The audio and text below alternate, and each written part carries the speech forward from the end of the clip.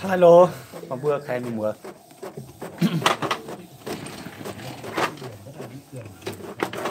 Và giờ choang một tàu. Hai bữa mình mùa 2 năm tấn. Mình hay yếm piao họ. Yếm piao số công. Đây chiều tiết tiền tập bưng bữa một giải bữa mặc. Bây tôi bữa mình mùa in hoài này mình hay là ở bữa này. Tôi ăn hoài sao in hoài chung lùng chung thòng ạ. Lùng thòng này yếm piao số tiêu công này. Chiều tiết tiền tập bưng bữa một giải bữa mặc ở chung chiều tham quân là hiện hoài như công như chiều tại bữa bữa khai cháu yếm mặc tiết tiền mà khá sẽ in hoài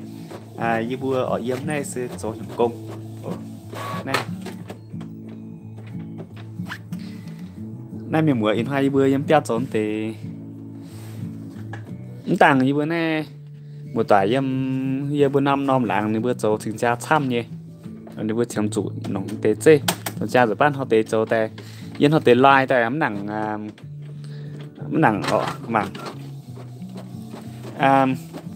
nick Facebook ở dưới video có nha bạn nhé.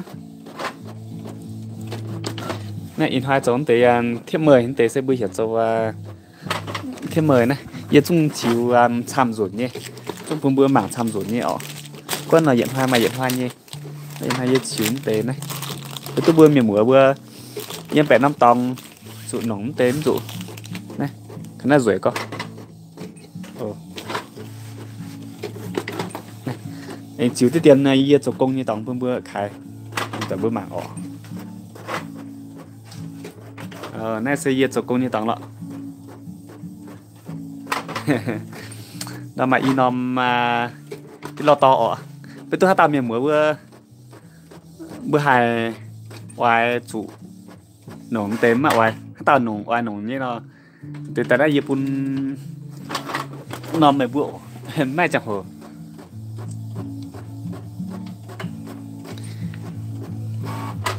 này mà nằm sẽ tao tại mảng ruồi như bên này thì bung sân họ tại ở này nhìn hai yếm số tại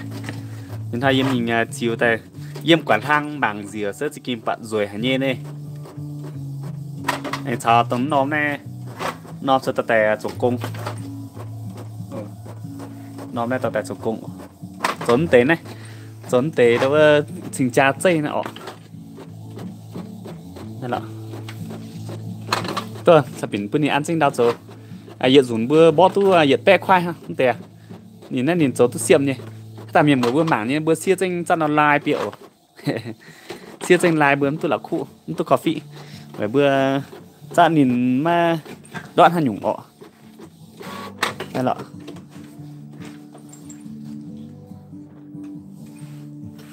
giờ anh xuất đó cả nhiều cảnh đào chiếu tiết tiền như bữa cả nhiều bữa mảng bữa khai trái như bữa mảng cái bên này sẽ nên in hoa sẽ phụng tới nọ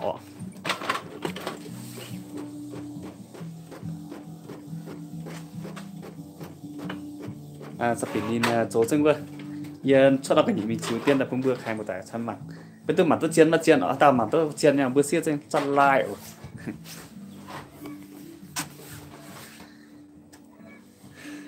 tôi lào hải mắt cháu bữa miền mùa live stream ạ này in hoài bữa nay xem how tệ lùng sung lòng tu in hoài ạ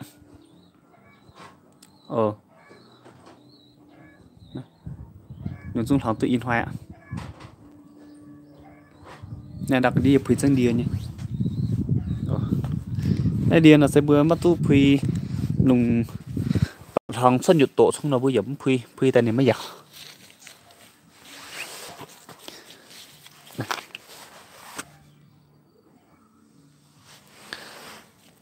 lùng bữa phơi này đi sẽ bên nhìn mất nặng nhìn sân nhụt như có sớm mất nặng đại tổ nên sinh tay giàu em chán đau để tung đi để xíu để chiều chiều này tổng thang nhìn hoa giờ mì hoa lai châu cái kẹ tu giờ mãi tu tế này mãi tu chẹp chan mãi tu chẹp lành chan nó chẹp farm chan nó chỗ gai tại nè họ mắc kèn còn chỗ gai nè tuôn tế tí tin họ mắc tỉa sang này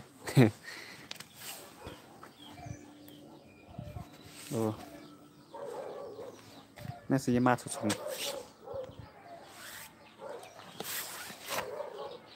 này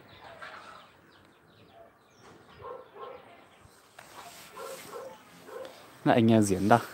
diễn tí tiền đó diễn tí tin nè vậy khái phui điệu vừa miệng vừa nhìn hai mày tê miền mùa nên bữa có gì này thấy sẽ phụng tới nó hít tụ nè sẽ đi nè phui chinh đó thế sẽ khai nè bữa mai bàn mình cái lọ hiểu miền mình thành bữa cái đó ha vừa chỗ là chỗ nhong đằng sang nhỉ và chỗ nhong đằng sang như gì đây thứ này bữa cái tại bữa phải tại ăn thế này trang con của mà tê mai tàu một tòa nó nhìn này kha sẽ buổi những bữa phẳng hít thứ này sẽ chỗ đi nó sẽ bữa chung bữa nay miền bữa chung nó chăm ở bé tu ở tầng này tao miền mùa này nó có sẽ nhìn nả nhìn ma sẽ nhìn ma con nó mắc kèm bạt chiến tê đi nó trên đằng kia chung bữa mấy bữa nhỉ bữa giờ tao miền mùa giờ bây tao như tòng giờ tao như tập bung sẽ này sẽ mày hiện nhung đi cái căn nhung rồi ba như bữa này bung tập bung như bữa này Việt Nam này phải sẽ con bữa này là chơi bữa nòng tống tê đi con mấy bữa như tòng mấy bữa ma nòng mấy bữa hai nòng tê bữa lọ bắt bỏ con nên rồi ba mấy bữa như tòng mày đi thăm mấy bữa nòng mấy bữa lọ tu mấy bữa như đi nòng quân là giờ bữa nay bữa em hai nòng hay nhìn chung mày nhé bữa tuần họ tê tại sẽ bữa mất trụ sơn này khá sẽ bữa quẻ lao tại hiếu tu sơn này sẽ đi như bữa yếm cái nòng chia mấy bữa con sơn đi nó tê bữa mất trụ đâu có nải thăm thì phản sẽ hiếu tu để đi chung nòng chia trò tu thăm nhung bánh bún tu thăm tao miền mùa nó sẽ có sẽ bữa yếm miền cần chỉ trên bữa giờ khai nó bữa nòng tống tê đi nàyแต่เมื่อเดือนนั้นยังโจแต่เมื่อเจ็ดปุ่นบุญยมีนหนองช่ำอย่าขายเยอะโจว่าใหม่ว่าเดี๋ยวการจิตใจเนี่ยว่าเหี่ยวเยอะโจแต่ปุ่นเนี่ยการใจเหี่ยวเยอะโจแต่ปุ่นเนี่ยห้างเองปุ่นบุญเมียนมัวเนาะเสียจะจำไม่ไปเชียเต่าเมียนมัวnàyบุญเมียนมัวหนองเนี่ยก็เสียห้ามบุญต่อยเท้าก็บุญยันไม่จันใจการเวียดนามเนาะเสียเนี่ยบุญหนองช่ำเชียหนองช่ำเชียการเวียดนามในbữa nay cả Việt Nam thì Hà Nội, bữa nay yêu miền, nay cả bể, cả miu nữa bữa ở Hà Nội, giống như bữa nay tòng tàu, và bữa một toại bữa như tòng, bữa chung họ mài nhé, con bữa Hà Nội bữa Hà Nội tại bữa ở anh sẽ có xe, anh em sẽ đi là sẽ này sẽ mất gì, bữa càn ở chỗ mặc khá, giờ chúng mày làm nó video giờ phía trên này như tổng này nom tổng tại đi như địa bùa yếm chứ nhìn như ăn kít rằng bữa ở phía ăn chơi video bữa có thảo bữa tao miền mùa bữa mất xiên bữa chỉ kinh ham hít tụn tế sẽ nổi ra nhiều đi nào sẽ bữa lỏ yêu bữa video bữa mài nhỉ yêu con tại yêu phiên đứa này ăn kít rằng ăn chơi bữa tại bữa can chơi này bữa lỏ chơi này chìm chơi nó sẽ phùng nó chung bữa quả bỏ quả internet nào phùng nó chung bữa chung hít tụn này sẽ tiểu điên này hơn là nhiều giống vậy sẽ con ngôi giống một số giống chung truy pun tham tao miền mùa này bữa giống hoa nhiều cuộn này bữa chung nồng tu lồng này bữa chung con tại đi hơn bữa chủ thân nó tên nó sẽ mày tàu ba một toại bữa có sẽ bữa nhưng mà bữa can hay lao hít tụn bữa sẽ điên nó sẽ thang bữa cản Việt Nam nó con bữa mấy bữa cản Việt Nam cái thảo bữa Việt Nam miền mở bữa Việt Nam miền bữa hít tụ anh này sẽ tiêu tệ sẽ dấu cốt toại bộ mấy bữa cũng biểu quả internet bình mấy bữa search mấy bữa lọ phía giảng bó từng giảng ăn sẽ cốt toại bộ sẽ nhìn sẽ hành nhung đia nó tại sao hành nhung đia chọn hành nhung tại sao nhung đia làm mấy bữa hít tụ giờ sẽ con tiền là bữa mấy bữa hít tụ rồi cho mày tham tao hổng sẽ tao hổng mày tham tao mà ít bữa pê tao hắn nói tên là chúng sao ạ cái này hắn bữa nó sẽ hành nhung đia này bữa hai nòng này mấy bữa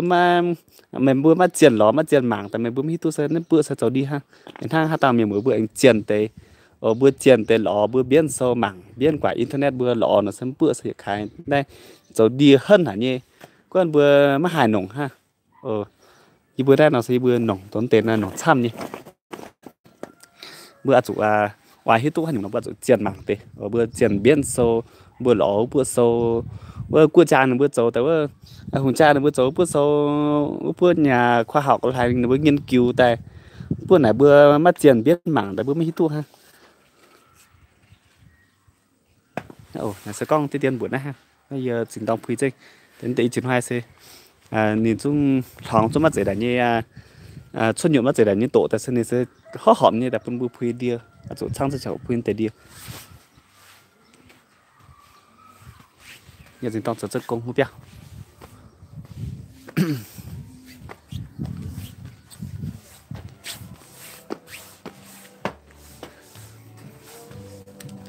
em mà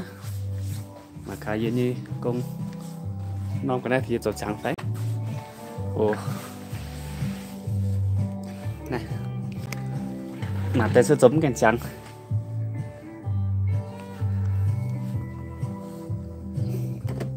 ồ nó sẽ dừng dây mình à phải thả ạ này ăn dây đậu chịu tiết tiền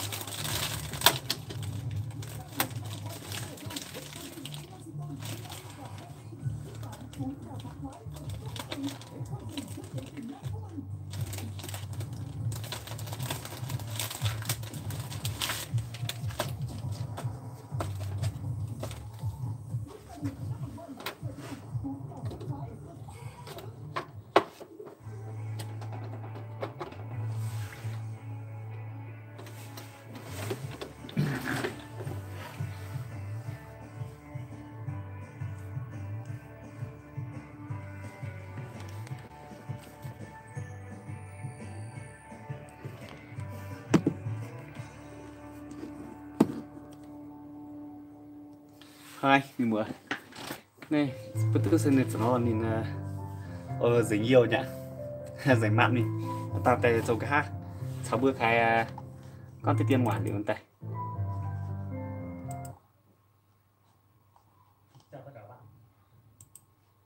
ăn hai trang luôn trang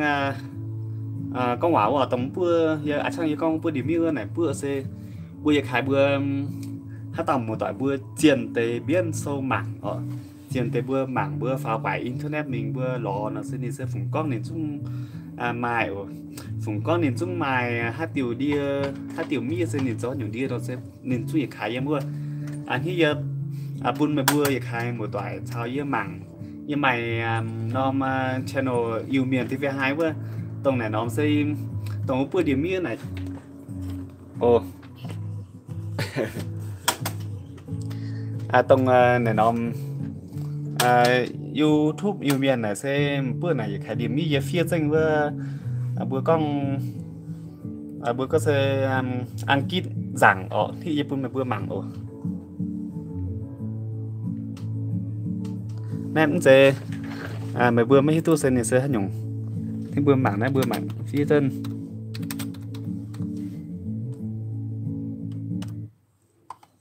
ở non lọ nom sẽ hiểu sẽ yên nhé mà yêu mà y nom này tổng bữa này ở bữa khai miền muốn này giờ phía ăn sinh đó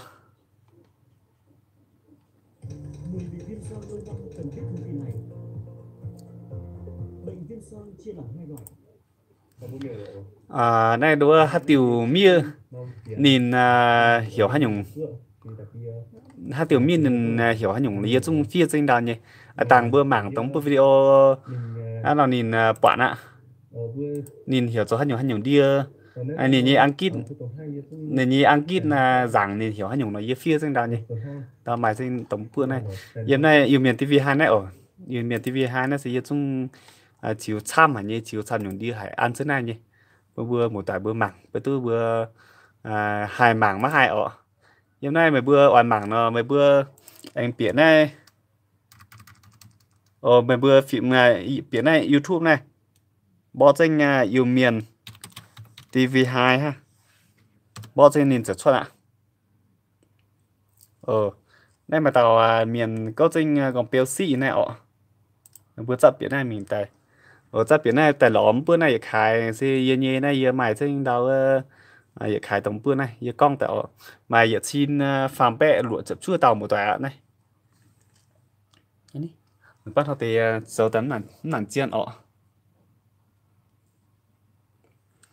nó sẽ con bữa nay họ con bữa nay tại bún bữa khai một tòa bữa hiếu tụ sẽ con thảo hát tàu một tòa bữa hát tàu một tòa bữa ngoài hiếu tụ tổng một bữa điểm như nào bữa chủ chiên tây mảng lò xô bữa chiên tây biên sâu mảng chiên tây lò pháo quải internet bữa hiếu tụ anh chào tranh bữa thằng ở trang yên đảng con ở mà tê một tòa bữa mấy tụ bữa họ mấy hít tu dia con mà bữa anh này khai với giang hàng nào toàn tay hít tu dia đâu với chúng lỏng bỏ con ạ bữa phim xanh bữa chàng giàu tại thằng nó tê nó sẽ mấy bữa anh oai hít tu xong mấy bữa anh mình này phim xanh này cái phim xanh sẽ tê sát nhỏ nhiều dia anh xuất liều tông là nó sẽ mai tham tàu một tòa ở mấy bữa chung giờ chung truy tổng bữa địa này mà tề hổng sẽ giờ hiu mà tề đúng không mấy bữa một tòa mấy bữa hiu tụ tài mấy bữa anh buổi giờ thành mấy bữa lò hang anh thì giờ thành mấy bữa lò tại giờ anh mấy bữa con buổi giờ tại giờ sinh tại anh hiu tụ tham tề ở bữa anh mảng anh biết mảng sẽ em bạn tổng này bữa sẽ đi nó sẽ giờ anh hiu tụ cha cho anh em sẽ nhiều đi chút hiu tụ lọ giờ tàu giờ năm tòng bữa lọ tề nó tòng bữa lọ tề bữa tài khá lông chun tại bữa hiếu tụ chăm tiêu ha sẽ hát tao chẳng sẽ xuất tại hiện dụng tại giờ bữa giờ qua bữa giờ hiếu tụ hát nhung chung bữa hiếu tụ là mày đó mày tao bữa cái tao có phai tỏ phai phía này Thái Lan giảng tê phía tài nói giờ mới nặng hiếu tụ tê gang tại giờ tại mảng gang mà tại gang mảng khá dễ có phía nhung có thằng có phải ở tỏ vai hiếu tụ ai với hiếu tụ là chủ bữa chủ phía trên bữa như phía ăn kít giảng là hiếu tụ anh gì hiếu tụ để ba bề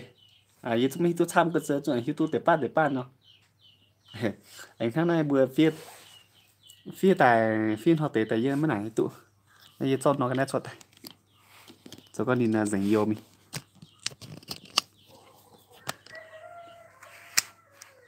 còn hạ sang bây giờ chiều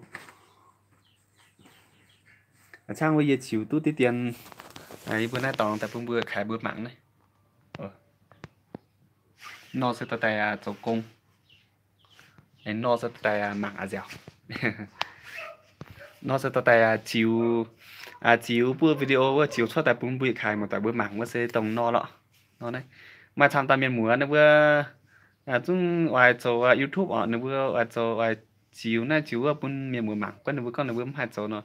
na bữa chỗ lò bữa chỗ mặn bữa chỗ hộ nó bữa sinh tại hai nó hát tàu chúng tổng nên làm YouTube này hát tàu chúng chỗ tu nhiều bữa chọn thế này bữa chủ mất chín sẽ thăng bữa tràn chỗ bữa hùng cha công nó bữa chủ đoạn nhàn bữa sinh tại tu chỗ biển này lắm sẽ này sẽ tổng thăng hiện dịch sinh tông chỗ này sinh tông sáu bữa có quả này sẽ bữa chúng mất chủ đoạn nhàn ở bữa nông kha để bữa mặn bữa lò bữa hiếu tụ sẽ phần tên nó chỗ nên sinh ta xuất nó sẽ hát tàu chúng chỗ tụ mà tàu tại sao mất tụ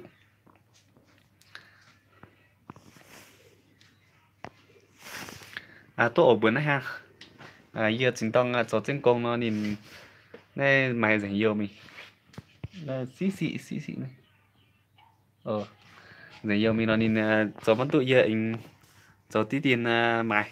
nên chính miền bữa tao miền bữa bữa mảng như nó bữa xưa cho anh like anh share nó video bữa tham miền bữa tên mảng lãnh trình